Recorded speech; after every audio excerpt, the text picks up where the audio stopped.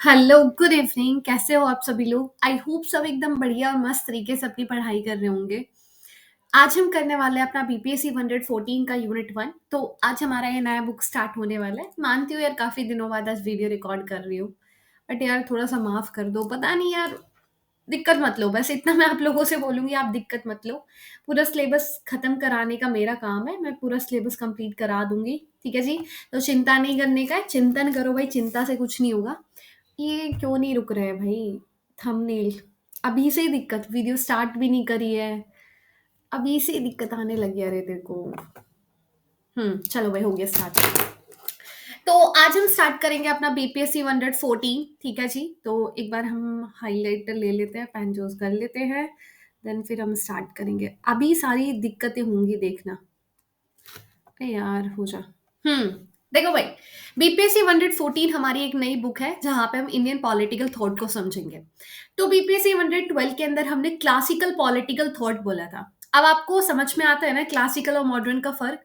Classical मतलब पुराना, modern मतलब नया। है ना? बच्चे बुढ़ापे में, मतलब जो दादी वगैरह होते हैं, वो आपसे बोलते नहीं, अरे कुछ ज्यादा ही मॉडर्न हो रहे हैं, कुछ ज्यादा ही मॉडर्न हो रही है। तो मॉडर्न मतलब नया। ठीक है? तो नया जो पॉलिटिकल थॉट है, उसके अंदर हम जितने भी हमारे नए पॉलिटिकल थिंकर है उनके बारे में पढ़ेंगे इस बुक के अंदर। और क्लासिकल हम ऑलरेडी कवर कर चुके हैं। जिसने भी नहीं देखा है, वो बीपीएससी 112 का प्लेलिस्ट आपको चैनल पे मिल जाएगा, वहां से आप कवर कर लेना। ओके भाई, तो स्टार्ट करते हैं अपना बीपीएससी 114 को। तो बीपीएससी 114 का यूनिट 1, जहां पे आज हम पढ़ेंगे जीनस और साइलेंट फीचर किसका? मॉडर्न इंडियन पॉलिटिकल थॉट का। जी ये बताइएगा, जो मॉडर्न इंडियन पॉलिटिकल थॉट है, इसका जीनस कहाँ से, मतलब कहाँ से ये उभरा है, निकला कहाँ से है? और ये इसका फीचर क्या है? मतलब कैसे हम बोल सकते हैं कि हाँ, हमने अभी तक क्लासिकल भी पढ़ा है, क्लासिकल इंडियन पॉलिटिकल थॉट भी पढ़ा है, तो मॉडर्न पॉलिटिकल थॉट अलग कैसे है, इसका क्या फीचर्स है, वो बात करने वाले हैं। ठीक है? तो भाई करते हैं शुरुआत। तो पहला आपका बुक का नाम है इंडियन पॉलिटिकल थॉट। तो हम पहला बुक कवर कर चुके हैं, तो इसलिए इसको सेकंड बोला जाता है। ये आपका 6 सेमेस्टर का बुक है। ओके जी, तो हो गया। देन इसके बाद हम यूनिट की बात करने वाले हैं। तो यूनिट मैंने आपको बता दिया है, जहां पे हम जीनस और साइलेंट फीचर की बात करेंगे। तो इस चैप्टर के अंदर कौन कौन से टॉपिक होने वाले हैं? इस चैप्टर के अंदर सिर्फ 3 ही टॉपिक है, ज्यादा बड़ा चैप्टर नहीं है, और ना ही इतना इंपॉर्टेंट टॉपिक है कि आप भाई पूरा दिन रात इसी को पढ़ रहे हो। नहीं, एक बार खत्म करो और फिर दोबारा मत पढ़ना। मैं आपको यही बोलूंगी, इस चैप्टर के ऊपर ज्यादा टाइम वेस्ट करने की जरूरत नहीं है। जल्दी जल्दी से इसको कवर करके खत्म करने का है, क्योंकि क्वेश्चन आते हैं थिंकर से। ठीक है? तो आज हम पढ़ने वाले हैं इंट्रोडक्शन, जीनस कैसे हुआ है, मॉडर्न इंडियन पॉलिटिकल थॉट का, और इसके फीचर्स की बात करेंगे। तो करते हैं शुरुआत अपने इंट्रो से। देखो भाई, इंट्रोडक्शन में बोला जाता है कि जो इंडियन पॉलिटिकल थॉट है वो डेवलप हुआ है ओवर द टाइम। ठीक है? धीरे धीरे डेवलप हुआ है, और इसका जो अटेंशन है वो वर्ल्ड वाइड लेवल पे अब बढ़ता जा रहा है। ठीक है? वर्ल्ड वाइड लेवल पे अब बढ़ता जा रहा है। इंडिया की बहुत बड़ी हिस्ट्री आप लोगों को पता है, हाँ, कि हमारे पॉलिटिकल आइडिया की अगर हम बात करें तो एंशिएंट टाइम से ही हम बात करते हुए आ रहे हैं। ठीक है? एंशिएंट टाइम से हम पॉलिटिकल आइडियाज की बात करते हुए आ रहे हैं। काफी इंडियन थिंकर्स है जो इंडियन पॉलिटिकल सॉरी इंडिया की जो प्रॉब्लम है उन पे ही फोकस ना करते हुए ग्लोबल प्रॉब्लम या ग्लोबल इश्यूज के ऊपर ध्यान देते हैं। ठीक है? जो इंडियन थिंकर्स है उनका सिर्फ ये नहीं है कि इंडिया की प्रॉब्लम को ही देखना, उनका सॉल्यूशन निकालना है, ना भाई ना। वो ग्लोबल इश्यूज की बात करते हैं, जैसे ह्यूमन राइट हो गया। ह्यूमन तो भाई चाइना के अंदर भी रहते हैं, पाकिस्तान के अंदर भी रहते हैं, ईरान के अंदर भी होते हैं, सभी कंट्रीज के अंदर ह्यूमन होते हैं। तो ह्यूमन राइट एक ऐसा कॉन्सेप्ट है जो सभी के लिए, हर एक कंट्री के लिए इंपॉर्टेंट है। ठीक है? Economic development, morality in politics, तो ये कुछ ऐसे टॉपिक है जो हर एक कंट्री के अंदर होना ही चाहिए। ठीक है? इंडिया के अंदर ही नहीं, सभी कंट्रीज के अंदर, एशिया, अफ्रीका, लैटिन अमेरिका, जिन्होंने भी कॉलोनियल रूल को फेस करा है, सभी के लिए इंपॉर्टेंट है। ओके। तो scholar V R Mehta point out करते हैं कि जो वेस्टर्न थिंकिंग है ना, ये हमेशा जब भी हम इसको पढ़े ना, इसको अपोजिट साइड में पढ़े। या तो आपको फ्रीडम मिलेगी या सोसाइटी के अंदर आप रह पाओगे। ठीक है? या आप मैटर की बात करोगे या स्प्रिट की बात करोगे। तो इन्होंने ना हमेशा दो अपोजिट साइड को बात करे। एक बोल रहा है कि इंडिविजुअल फ्रीडम दो, दूसरा बोल रहा है कि नहीं, सोसाइटी जो बोल रही है उसको हमको ही करो, सिर्फ अपनी ड्यूटी को परफॉर्म करो, फ्रीडम वगैरह जाए भाड़ में। ठीक है? तो मतलब हम क्या देख रहे हैं, या तो तुमको फ्रीडम मिलेगा या अपनी ड्यूटी परफॉर्म करो। तो ये चीज हमको डिवीजन मिले। लेकिन जो इंडिया थॉट है वो ऐसी नहीं है। वो हमेशा बिलीव करती है किसके ऊपर? यूनिटी के ऊपर, कॉपरेशन के ऊपर। प्रमोट करती है वर्ल्ड के अंदर ब्रदरहुड, ह्यूमैनिज्म, कि भाई हम सब इंसान है। ठीक है? तो ह्यूमैनिटी को प्रमोट करो। यहाँ पे वो डिवीजन नहीं होता कि ये करो तो ये मत करो। ठीक है जी? Modern Indian political thought grow हुई है किसके रिस्पॉन्स में? ब्रिटिश कॉलोनियल रूल के रिस्पॉन्स में। पता है 200 साल तक ब्रिटिश ने हमको क्या करके रखा था? कॉलोनाइज करके रखा था। तो उस टाइम पे हमारे मॉडर्न पॉलिटिकल थॉट इवॉल्व होता है, जहां पे एक डिबेट होता है वेस्टर्न और इंडियन आइडियाज का। वेस्टर्न जिसको ऑक्सीडेंटल भी बोलते हैं और इंडिया का ओरिएंटल भी बोलते हैं। और ये डिबेट आज भी जारी है, आज भी कंटिन्यू है। जो ग्लोबल नॉर्थ वाले हैं उनको मोस्टली जो डेवलप कंट्री है उनका अलग डिबेट होता है और अपना अलग होता है, ठीक है। दो साइड से डिबेट होता है। तो ये इंट्रोडक्शन था, ज्यादा कुछ खास नहीं था, बस ऊपर ऊपर से पढ़ लेने का काम खत्म करने का है। आगे चलते हैं जीनस। भाई इसका जीनस कैसे हुआ है? मतलब जैसे एक पेड़ निकलता है ना, एक बीज से निकलता है, तो ऐसे ही इसका बीज क्या है? कहाँ से ये इंडियन पॉलिटिकल थॉट का इवोल्यूशन हुआ है? तो इंडियन पॉलिटिकल थॉट का डेवलपमेंट ब्रिटिश कॉलोनियल रूल के रिस्पॉन्स में हुआ है। मतलब हमने उसको एक जवाब देते हुए ये हमारा पॉलिटिकल थॉट उभरा है। 19th सेंचुरी के आते आते जो ब्रिटिश रूल था वो अच्छे से इंडिया के अंदर स्टैब्लिश हो चुका था। आप सभी को पता है, सबने हिस्ट्री पढ़ के आए हो ना, मॉडर्न हिस्ट्री सबने पढ़ी होगी, है ना। तो लेट 19th सेंचुरीज तक आते आते जो ब्रिटिश रूल था वो अच्छे से इंडिया के अंदर क्या हो गया था? स्टैब्लिश हो गया था। और उन्होंने अपने कंट्रोल को बढ़ाने के लिए एक नई क्लास फॉर्म करी, एजुकेटेड मिडिल क्लास, ठीक है। ग्रुप ऑफ लैंडलॉर्ड्स, एक ग्रुप बनाया किसका? लैंडलॉर्ड का। और ये सब इन्होंने क्यों बनाया? क्योंकि उनका एडमिनिस्ट्रेशन अच्छे से काम कर पाए, क्योंकि मिडिल क्लास उन्हीं को फोकस कर रही थी, उन्हीं के फेवर में थी। जो लैंडलॉर्ड्स है वो उन्हीं को फेवर कर रहे थे। और तो और इन्होंने इंग्लिश बेस्ड एजुकेशन भी सिस्टम यहाँ पे इंट्रोड्यूस करा, जो कहीं ना कहीं ट्राई कर रहा था इंडिया के कल्चर को इंफीरियर दिखाना और वेस्टर्न के कल्चर को सुपीरियर दिखाता। तो ये चीजें क्या कर रही थी? इंडिया का जो कल्चर है उसको इंफीरियर बना रही थी। तो ये सभी फैक्टर क्या करते हैं? एक बैकग्राउंड क्रिएट करते हैं किसके राइज के लिए? मॉडर्न पॉलिटिकल थॉट के लिए, ठीक है। तो ये सब कारणों की वजह से हमारा क्या हुआ? हमारा मॉडर्न पॉलिटिकल थॉट इवॉल्व होता है। इंडियन पॉलिटिकल थिंकिंग, इंडियन जो पॉलिटिकल थिंकर है वो रिस्पॉन्ड करते हैं अलग अलग वे से, ठीक है। ऐसा नहीं है कि हर एक थिंकर सीधे लड़ने की बात करेगा, नहीं। कोई शांति से बात करेगा, कोई रिफॉर्म चाहेगा, कोई रिवोल्यूशन चाहेगा, कोई पूरा सिस्टम को चाहेगा, कोई फ्रीडम को मांगने की बात करेगा। तो हर किसी का जो पॉलिटिकल थिंकर है उनका अपना बात रखने का अलग अलग वे है, ठीक है। कुछ चाहते हैं सोसाइटी के अंदर रिफॉर्म, ठीक है, कि भाई देखो सोसाइटी के अंदर रिफॉर्म लेकर आओ। कुछ लोग पॉलिटिकल फ्रीडम की बात करते हैं कि पॉलिटिकल सिस्टम को चेंज कर दो, सोसाइटी जैसी, इकोनॉमी जैसी, ऐसा चला रहने दो। तिलक हो गए, सावरकर हो गए, ये इंपॉर्टेंस देते हैं इंडिपेंडेंस को, कि भाई देखो हमको कोई सोसाइटल रिफॉर्म नहीं चाहिए, ना ही हमको कोई पॉलिटी चेंज करना है। हमको तुम आजादी दे दो, बस आजादी दे दोगे ना, हम अपना चेंज अपने आप कर लेंगे। राम मोहन रॉय, गांधी जी, अंबेडकर ये सोशल रिफॉर्म की बात करते हैं कि देखो सोसाइटी के अंदर चेंज लेकर आओ। तो हर किसी का अपना खुद का वे है अपनी डिमांड रखने का, अपनी थिंकिंग रखने का, कि सोसाइटी के अंदर उनको क्या चेंज चाहिए। जो इंडियन थिंकर्स है वो नोटिस करते हैं कि जो वेस्टर्न की मॉडर्निटी है बहुत ही कॉन्ट्रोडिक्टरी है। कॉन्ट्रोडिक्टरी मतलब बोल रही है कि सुंदर भी है और गलत भी है, ठीक है। मतलब सुंदर भी हो, बेसूरत भी हो, है ना। कॉन्ट्रोडिक्टरी है। एक जगह तो बात करते हैं यूनिवर्सल फ्रीडम की, कि हर किसी को फ्रीडम दो, और दूसरी तरफ ये कॉलोनाइज को प्रमोट करते हैं। कॉलोनाइज मतलब जहां पे तुमने लोगों को कंट्रोल करके रखा है, हायरार्की के अंदर रखा है। तो मुझे ये बता दो, आप फ्रीडम देना चाहते हो या कंट्रोल करना चाहते हो, ठीक है। एक जगह तुम पिंजरे में एक इंसान को बांध के रख रहे हो, फिर बोल रहे हो तुम आजाद हो। भाई काहे का आजाद है वो? तो इसलिए उन्होंने बोला है कि जो मॉडर्न वेस्टर्न की मॉडर्निटी है वो बहुत ही कॉन्ट्रडिक्टरी है। एक तो एक तरफ वो आजादी की बात कर रहे हैं, दूसरी तरफ हमको कंट्रोल करने की बात कर रहे हैं। तो उन्होंने बोला कि ब्रिटिश का जो मॉडर्नाइज है ना, ये सिर्फ इंडिया को कंट्रोल करना चाहता है, ये कहीं भी हमको मॉडर्नाइज करने के लिए नहीं आए। ये तुम्हारा मन का बहकावा है, इस बहकावे में मत जाना। बोले कि ब्रिटिश वगैरह कुछ नहीं चाहते, तुमको मॉडर्नाइज वगैरह नहीं करना चाहते, भाई तुम्हारे ऊपर रूल करना चाहते हैं। तो कुछ इंडियंस लीडर जैसे गांधी जी, वो क्या करते हैं? वेस्टर्न सिविलाइजेशन को क्रिटिसाइज करते हैं, बोलते हैं यार इसके अंदर कोई मॉरल स्पिरिचुअल आइडिया नहीं है, यहाँ पे नहीं है कोई मॉरल स्पिरिचुअल आइडिया, तो इसके ऊपर ध्यान नहीं देने का, ठीक है। तो ये था हमारे कुछ ऐसे रीजन जिसकी वजह से हमारा मॉडर्न पॉलिटिकल थॉट क्या हुआ है? इवॉल्व हुआ है, ठीक है। ओके। तो एमपी सिंह आइडेंटिफाई करते 7 फेजेस किसका? मॉडर्न पॉलिटिकल थॉट का, कि देखो भाई एकदम से नहीं निकले।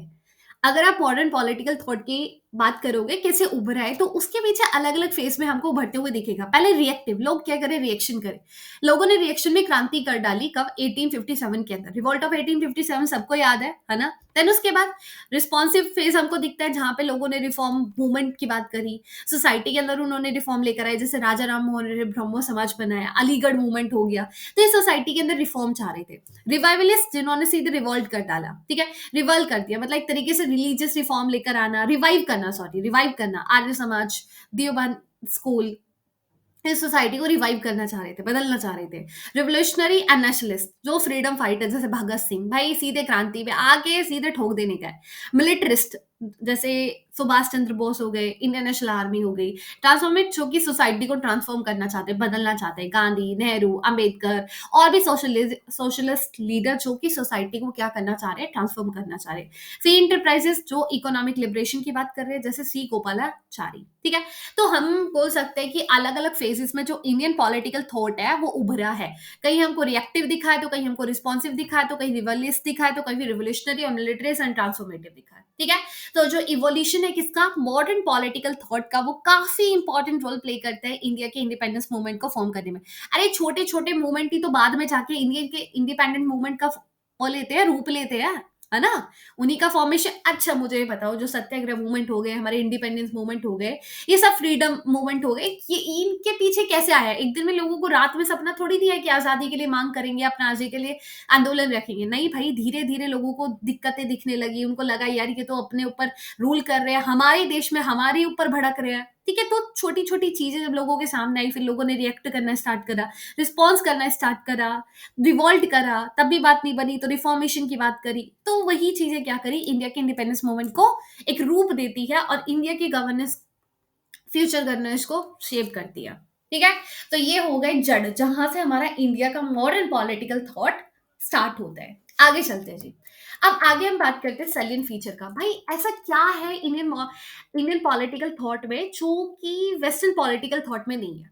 ठीक है, कुछ फीचर्स की बात बताओ यार हमको। तो अगर अलग से बुक बना के दियो हो तो भाई कुछ अलग तो बताओ इसके अंदर। तो बिल्कुल है यार, इसके अलग फीचर है। पहले हम बात करते हैं जनरल फीचर का। तो जनरल फीचर में आता है प्रैक्टिकल अप्रोच। देखो, जो इंडियन थिंकर है वो कभी ऊपर सीधी बात नहीं करते, वो बड़ी बड़ी थ्योरी नहीं लेके आएंगे जैसे हैगल और लॉक ने दिया है। बड़ी बड़ी बातें नहीं करने का, सोसाइटी के अंदर रिफॉर्म चाहते, सोसाइटी को बदलना चाहते, सीधा बात करने का, प्रैक्टिकल बातें करते हैं। ठीक है, और जो इंडियन पॉलिटिकल आइडियाज है वो क्या कर रहे हैं, बहुत ज्यादा इन्फ्लुएंस है इंडिया के एंशिएंट थॉट से। हमारा एंशिएंट पढ़ के आए हो ना, सोने की चिड़िया थी इंडिया, तो उसी से हम क्या है, लिंक्ड है। डाइवर्सिटी, हमारे जो थिंकर है वो किसी एक ग्रुप के नहीं है, वो अलग अलग बैकग्राउंड से बिलोंग करते हैं, तो हर किसी का अपना खुद का पर्सपेक्टिव है चीजों को देखने का, नजरिया उनका जो देखने का, जैसे कॉलोनी रूल को देखने का, नेशनलिज्म को लेकर सबका अपना अलग अलग व्यू है। ग्लोबल इन्फ्लुएंस की बात करें, जैसे यूरोपियन नेशनलिज्म हो गया, रशियन, फ्रांस रेवोल्यूशन हो गया, जापान की विक्ट्री हो गई किसके ऊपर, रशिया के ऊपर, और आइलैंड का फ्रीडम स्ट्रगल होगा, ये क्या करते हैं, इंडिया के थिंकर्स को इंस्पायर करते हैं, और यहीं से हमारा एक मॉडर्न इंडियन पॉलिटिकल थॉट निकलता है। आइडियोलॉजिकल ग्रुप, अब सभी थिंकर्स का, जो हमारे इंडियन पॉलिटिकल थिंकर है, हर किसी का अपना खुद का आइडियोलॉजी है, हर किसी का एक आइडियोलॉजी नहीं है। कोई थिंकर जैसे नेहरू हो गए, उनका अलग आइडियोलॉजी है, सही अहमद खान का अलग है, गोपाल कृष्ण गोखले का अलग है, और गांधी जी का अलग है। तो हर एक थिंकर का अपना अलग आइडियोलॉजी है। तो एक एक आइडियोलॉजी को पढ़ते हैं। तो पहला है लिबरल रिफॉर्मर्स, जो लिबर्टी की बात करते हैं, आजादी की बात करते हैं। बहुत हो गया यार तुम्हारा रूल, बहुत कंट्रोल कर लिया ब्रिटिश वालों, बहुत हो गया यार तुम्हारा, अब हमको आजादी चाहिए। ठीक है, ये किससे, जो लिबरल रिफॉर्म चाहते हैं, जो सोसाइटी के अंदर लिबर्टी चाहते हैं, ये है प्रापित जेएस मिल से। जेएस मिल पढ़ाया हुआ है ना, बिल्कुल पढ़ाया हुआ है, उससे प्राप्त है। ये फोकस करते हैं इंडिविजुअल की राइट के ऊपर, कि भाई देखो सोसाइटी कंट्रोल कर रही है ठीक है, लेकिन एक इंडिविजुअल को इतना आजादी दो कि वो लाइफ में अपना डिसीजन खुद ले सके। अब मेरी जिंदगी है, मेरे को क्या बनना है वो मेरे ऊपर डिपेंड करता है ना। मेरे को पसंद है, मेरे को पता है कि मेरे अंदर क्या खामियां हैं, क्या अच्छाई है, क्या मैं कर सकती हूँ, है ना। मेरे को कोई दूसरा इंसान बता के आके बोल रहा है कि ये कर लो, वो कर लो, नेवी में चले जाओ। अबे यार मेरे को पता है मैं क्या कर सकती हूँ। तो अपने डिसीजन खुद लेना सीखो, और वो तुम कब ले पाओगे, जो तुम्हारे पास अधिकार होगा, जब तुम्हारे फ्री होगे अपने डिसीजन चूज करने के लिए, तुम्हारे पास फ्रीडम होगा। अगर सोसाइटी तुम पे ऊपर थोपती रहेगी, कुम्हार का बेटा कुम्हार होगा, तो वो कभी टीचर नहीं बन पाएगा। ठीक है, तो वही है कि सबके पास अपना फ्रीडम होना चाहिए, इंडिविजुअल के पास राइट होना चाहिए। तो इंडिविजुअल की राइट की जो बात करते हैं, राजा राम मोहन रॉय, गोपाल कृष्ण गोखले, दादा भाई नौरोजी, सैयद अहमद खान, तो ये ऐसे थिंकर है जो लिबरल रिफॉर्म चाहते हैं सोसाइटी के अंदर। आगे चलते हैं कंजर्वेटिव, ये बोलते हैं कि इंडिया के जो ट्रेडिशन वैल्यूज है उनको रिवाइव करो। भाई वही चाहिए, इंडिया का जो ट्रेडिशन है उसको मत बदलो, जैसा है वैसा ही चाहिए। अब इसके अंदर दो ग्रुप है, एक रिवाइवलिस्ट जो कि रिवाइव करना चाहते हैं, एक नेशनलिस्ट, जैसे बाल गंगाधर तिलक हो गए, सिर दे अरबिंदो हो गए। ठीक है, और सावरकर जी, वीर सावरकर प्रमोट करते हैं हिंदुत्व को, जो फोकस करते हैं हिंदू की आइडेंटिटी के ऊपर। आगे है ह्यूमनिस्ट, जो ह्यूमैनिटी की बात करते हैं, बोलते हैं कास्ट सिस्टम, धर्म, नेशनलिज्म, हाँ ठीक है, लेकिन ये क्यों बोल रहे हो यार, तुम इंसान हो, एक धर्म के नाम पे तुम भेदभाव करने स्टार्ट कर देते हो यार। तुम्हारे अंदर भी दिमाग है, उसके अंदर भी खून है, उसके अंदर भी दिल है, उसका भी मन है, क्यों तुम लोगों को ऐसा बिहेव करते हो उनके साथ कि भाई वो तो एलियन सीधे टपक के आए ऊपर से। बोले नहीं, ऐसा मत क्या करो, तो ह्यूमैनिटी हर किसी के अंदर होनी चाहिए। जो ह्यूमैनिटी के ऊपर बिलीव करते हैं वो हमारे ह्यूमनिस्ट होते हैं। जैसे स्वामी विवेकानंद जो स्पिरिचुअल सोशलिज्म की बात करते हैं, देवेंद्रनाथ टैगोर जो कि ग्लोबल यूनिटी की बात करते हैं, एम एन राव जो कि साइंटिफिक ह्यूमनिज्म की बात करते हैं। कुछ हमारे ऐसे थिंकर है जो कास्ट सिस्टम को अपोज करते हैं और सोशल जस्टिस की बात करते हैं कि सोसाइटी के अंदर सोशल जस्टिस लेकर आओ। इन्होंने बोला है जो कास्ट सिस्टम सोसाइटी के अंदर इसको एलिमिनेट करने का है, और जो लोअर कास्ट जिसको तुमने बहुत नीचे पहुंचा दिया है ना, उसको अपलिफ्ट करो भाई, उसको ऊपर लेकर आओ। तो ये कौन बात करता है? ज्योतिबा फूले, बी आर अम्बेडकर, प्रियास, पढ़ा होगा ना, हाँ यही है। ठीक है, आगे चलते हैं सोशलिस्ट। सोशलिस्ट जो कि काफी ज्यादा प्रापित है किसके? रशिया के रेवोल्यूशन से और मार्क्सिस्ट से। ये इकोनॉमिक इक्वालिटी की बात करते हैं, वर्कर के अधिकार की बात करते हैं। एग्जाम्पल हम ले सकते हैं भगत सिंह, सुभाष चंद्र बोस, राम मनोहर लोहिया, जयप्रकाश नारायण।